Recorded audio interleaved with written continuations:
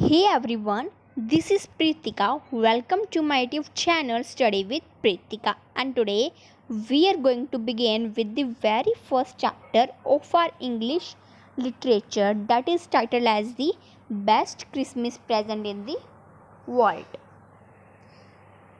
The meaning of the best is बहुत अच्छा, सबसे अच्छा. Christmas is a festival and present means the gift in the world, यानी कि दुनिया के अंदर. तो इस चैप्टर के अंदर हम रीड करेंगे जैसे कि हम हमारी फैमिलीज़ के अंदर काफ़ी सारे फेस्टिवल्स को सेलिब्रेट करते हैं, जैसे कि हम क्रिसमस को भी सेलिब्रेट करते हैं. पर जो हमारे सैनिक होते हैं वो हर एक फेस्टिवल को अपनी फैमिली के साथ आकर मिलजुल कर नहीं मना पाते हैं, उनको बॉर्डर्स के ऊपर ही रहना पड़ता है. पर क्या हुआ था ऐसा कि जो सैनिक थे उन्होंने इस फेस्टिवल को सेलिब्रेट किया था. कि कौन कौन से सैनिक ने सेलिब्रेट किया था, कौन कौन सी कंट्रीज़ के, वो थे ब्रिटिश एंड जर्मन्स के जो सैनिक थे, उन्होंने इसको सेलिब्रेट किया था. इन कौनसी सेंचुरी के अंदर, 1914 के अंदर. उन्होंने क्या किया था इस फेस्टिवल के अंदर, उन्होंने इस फेस्टिवल के अंदर बहुत सारा फन किया था एंड फुटबॉल भी प्ले की थी. चलिए अभी हम इस चैप्टर को डिटेल के अंदर रीड करेंगे. Firstly we begin with the before you read. There are some dates or periods of time in the history of the world that are so significant that everyone knows and remembers them. The story you will read mentions one such date and event, a war between the British and the Germans in 1914. Can you guess which war it was? तो भी हम history को learn करना हमारे लिए बहुत ज़्यादा important है. तो हम हिस्ट्री को किस तरह से रिमेंबर करते हैं? We remember the history by learning the dates, by learning what exactly happened, by learning the titles. इन वे से जो है हम हिस्ट्री को लर्न करते हैं. एंड अभी आपको पूछ रहे हैं कि जब ब्रिटिश एंड जर्मन्स ने इस फेस्टिवल को सेलिब्रेट किया था 1914 के अंदर, तो जो 1914 में कौन सी वार चल रही थी?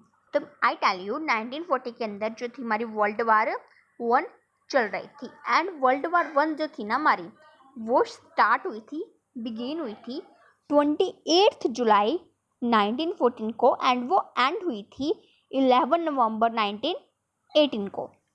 Now it's the time to read out the pink box. Do you know which events the dates below refer to? ये कुछ आपको इम्पोर्टेंट डेट्स दी गई हैं, आपको इनकी जो टाइटल्स है वो बताने हैं. तो अभी ये जो है आपको 1 2 3 4 5 6 डेट्स गिवन हैं. इनके जो आंसर्स हैं, सॉल्यूशंस आपको जो है 23 पेज नंबर पर गिवन होंगे. एंड मैं आपको आंसर्स भी बता देती हूँ. जो 4 जुलाई 1776 को क्या हुआ था? American declaration of independence. 17 दिसंबर 1903 को था हमारा विल्बर एंड ऑरविल. जो विल्बर एंड ऑरविल थे ना, ये राइट ब्रदर्स भी इनको कहा जाता है, 2 भाई थे.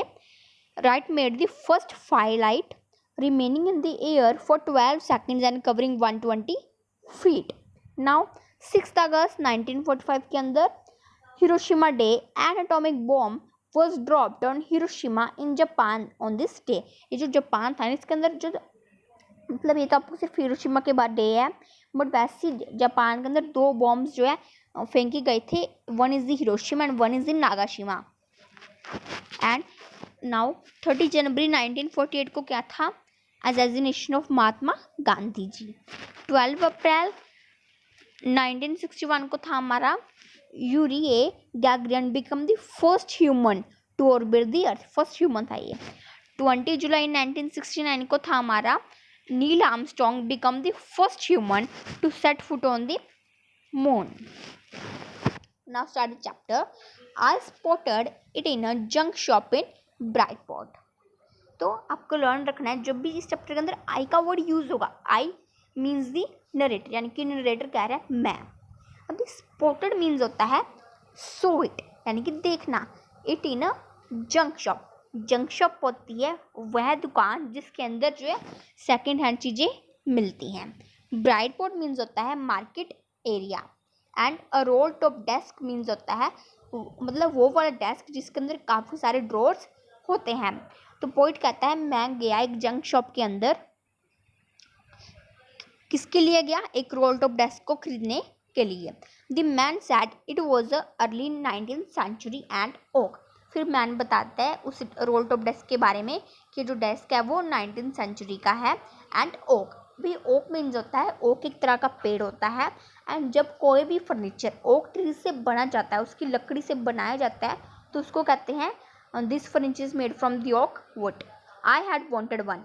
तो नरेटर कह रहा है कि जो रोल टॉप डेस्क है मुझे भी ऐसी डेस्क चाहिए था, but they were far too expensive. If the poet the narrator wants to buy this roll top desk, then why he did not buy this desk? Because the desk is so much expensive. So that's why the narrator went to the junk shop. This is the answer. क्योंकि जब ये जो था ना, narrator को इसको खरीदना था, नरेटर चाहता था कि मैं रोल टॉप डेस्क को खरीद पाऊँ, पर वो इतना महंगा था ना, जिसकी वजह से नरेटर खरीद नहीं पाया फर्स्ट हैंड को, इसीलिए उसको जंक शॉप के ऊपर आना पड़ा। This one was in a bad condition. पर देखो, अगर वो जंक शॉप के ऊपर जाएगा, सेकेंड हैंड चीज़ है, सेकेंड हैंड चीज़ के अंदर हमेशा आपको कोई ना कोई कमी दिखाई देगी, तभी वो सेकेंड हैंड है ना, अगर उसके अंदर कोई ना कोई कमी थी। The roll top in several pieces. तो जिसका रोल टॉप है उसके काफ़ी सारे पीसीज हैं, यानी कि मतलब गंदा सा है काफ़ी ज़्यादा। One leg clumsily mended, scorch marks all down one side. अभी स्कोच मार्क्स होता है यानी कि बर्न के मार्क्स। अभी क्या था उस टेबल के ऊपर, एक तो था जो उसकी लेग थी, वो ना मतलब जब उसकी एक टांग थी ना टेबल की, वो टूट गई थी। टूटने के बाद जब उसको रिपेयर करा गया, मतलब अच्छे से रिपेयर नहीं किया गया, इतनी गंदी तरह से रिपेयर किया गया कि वो देखने में बड़ी गंदी लग रही थी, और उसके ऊपर एक तो जले हुए चीज़ों के निशान दिखाई दे रहे थे ऑल डाउन वन साइड। और एक जो आधी पूरी साइड थी टेबल की, वो सारी जली सी हुई थी। It was going for very little money. अभी जब हमने देखा कितने सारे उसके अंदर कमियां हैं टेबल के अंदर, इसलिए वो उसको बहुत ही कम कीमत के अंदर बेच रहा था shopkeeper. I thought I could restore it. फिर नरेटर सोचता है कि अगर मुझे इतनी कम कीमत के अंदर मेरी पसंद की चीज़ मिल रही है, तो मुझे इसको रिस्टोर करना चाहिए। रिस्टोर मीन्स उसको दोबारा से अच्छा बनाना, किसी पुरानी चीज़ को दोबारा से अच्छा बनाना। It would be a risk. ये मेरे रिस्क हो सकता है, यानी कि अगर मैंने उसके अंदर किया रिस्टोर किया, या तो वो बिल्कुल अच्छी बन जाएगी या फिर वो ख़राब भी हो सकती है, मेरे लिए एक चैलेंज भी है, but I had to have it. पर मैं इसको कर ही रहूँगा। I paid the man and brought it back to my work room at the back of the garage. फिर क्या करता है नरेटर, जो मैन होता है उसको उसकी पेमेंट देता है रोल टॉप डेस्क की, और फिर उसको खरीद कर अपने उसका जो गैरेज होता है ना, अभी गैरेज एक आप कह सकते हो या फिर कोई प्लेस होती है या फिर रूम होता है आपके घर के अंदर, जहाँ पर जो आप अपने व्हीकल्स वगैरह खड़े करते हो। और उस जो गैरेज था ना, उसके बैक में क्या था, एक वर्क रूम था। अभी वर्क रूम वो जगह होती है जहाँ पर जो नरेटर अपना काम वगैरह करता होगा, तो वहाँ पर वो ये जो था रोल टॉप डेस्क को लेकर गया। I began work on it on Christmas Eve. अभी नरेटर सोचता है कि मैं इसके ऊपर काम करना कब शुरू करूँगा, रोल टॉप डेस्क पर मैं शुरू करूँगा क्रिसमस ईव पर। तो अभी तक तो हमें यहाँ पर यही हिंट मिला है क्रिसमस से रिलेटेड कि नरेटर ने क्रिसमस ईव वाले दिन जो है रोल टॉप डेस्क को रिपेयर करने के बारे में सोचा है। I remove the roll top completely and pulled out the drawers. फिर ये जो रोल टॉप डेस्क था ना, उसके ऊपर ना एक पतली सी ना एक लेयर चढ़ी होती है उसको सुंदर दिखाने के लिए, कलरफुल सी। तो पहले क्या करता है नरेटर, उसको हटा देता है। फिर क्या करता है, उसके जो सारे ड्रॉर्स है ना उसको निकालने लग जाता है, बाहर खोल खोल कर देखता है। The veneer had lifted almost every. Veneer होता है, ये हम लोग गिवन है, a thin layer of plastic और decorative wood on furniture of cheap wood. जब कोई चीप सस्ती वाली घटिया तरीके मतलब घटिया सी हम जो लकड़ खरीदते हैं ना, उसके ऊपर क्या चढ़ा देते हैं, एक प्लास्टिक का या फिर एक डेकोरेटिव वुड का टुकड़ा, ताकि वो देखने में अच्छी लगे। The veneer had lifted almost everywhere it looked like water damage to me। और मुझे ऐसे लग रहा था कि वो उसके ऊपर वाटर का डैमेज हुआ, यानी कि जब हम खराब तरह का पानी उसके ऊपर गिराते रहते हैं, उसको साफ़ नहीं करते हैं, तो ऐसे गंदा सा हो जाता है। Both fire and water had clearly taken their toll on this desk. और फिर जो फायर थी, एक तो हमने पढ़ा था कि उसके ऊपर कितना आधा तो जला ही पड़ा, और पानी की वजह से काफ़ी ज़्यादा ख़राब हुआ पड़ा था। द लास्ट ड्रॉर वो स्टक फास्ट। पर क्या हुआ, उसने जो सारे के सारे ड्रॉर्स नरेटर ने निकाल लिया बाहर, पर जो लास्ट वाला ड्रॉ था ना वो निकल ही नहीं रहा था। I tried all I could to ease it out gently. फिर क्या करता है नरेटर, बड़े आराम से उसको मतलब अच्छे से हल्के से प्यार से निकालने की कोशिश करता है लास्ट ड्रॉ को, पर वो निकलता ही नहीं है। In the end I used brute force. Brute force का मतलब होता है जोर से, पर जब वो खुलता ही नहीं है फिर उसको जोर से निकालने की कोशिश करता है narrator. I struck it sharply with the side of my fist. Fist होता है मुट्ठी, यहाँ पर फिस्ट आप लिख सकते हैं, फिस्ट मीन्स मुट्ठी। And the drawer flew open to reveal a shallow space underneath a secret drawer.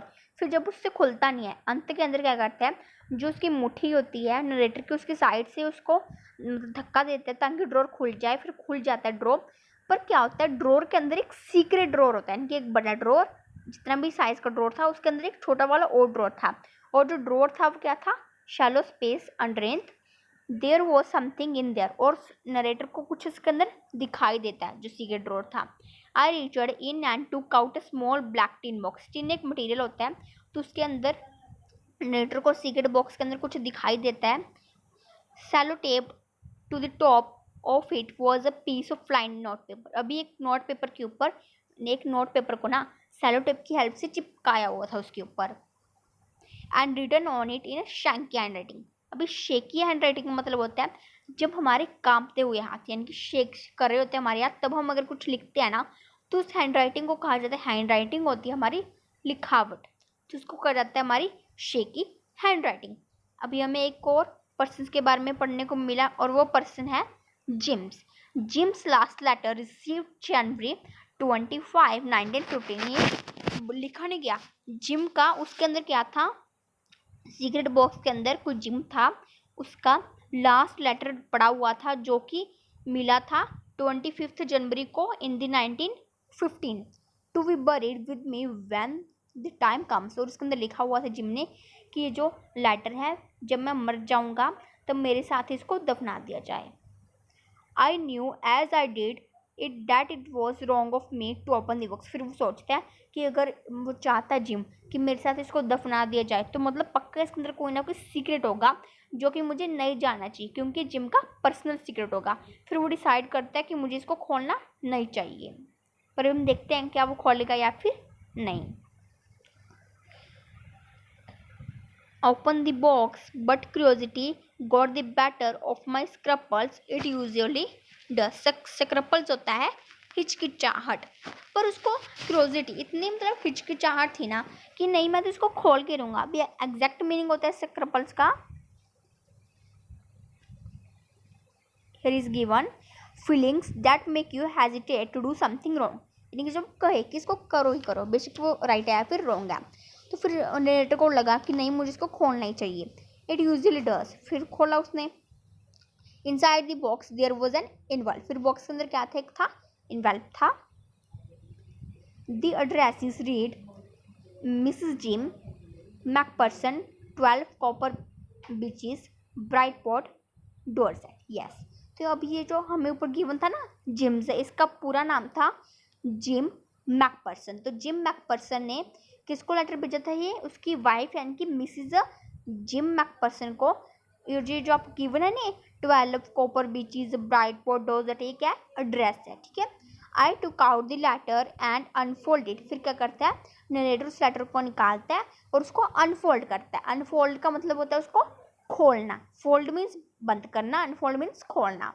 It was written in pencil. वो किससे लिखा हुआ था, वो not written in the pen, written in the pencil. And dated at the top December 26, 1914। और उसके ऊपर date कितने को लिखा गया था लेटर। अभी देखिए दो डेट्स आपको गिवन है। लेटर लिखा तो गया था 26 दिसंबर 1914 को, पर वो पहुंचा था जनवरी 25, 1915 को। अप्रोक्सीमेटली 1 मंथ के बाद वो रिसीव हुआ था। एंड अभी हमने जो है इस चैप्टर का कॉम्प्रिहेंशन चेक 1 कंप्लीट कर लिया है। इसके अंदर आपको 2 क्वेश्चंस है।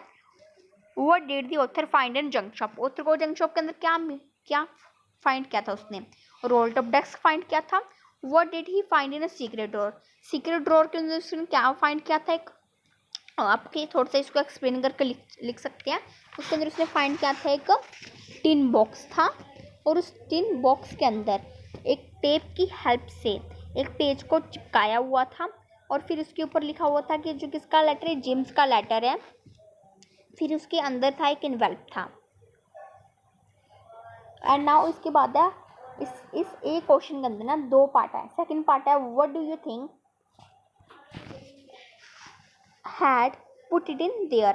फिर इसके अंदर क्या होगा, आपको पूछा गया है कि इसके अंदर क्या होगा, ये आपके सजेशंस है। Now this is the part 1 of this chapter and I make the part 2 of this chapter and I complete this chapter in the part number 2.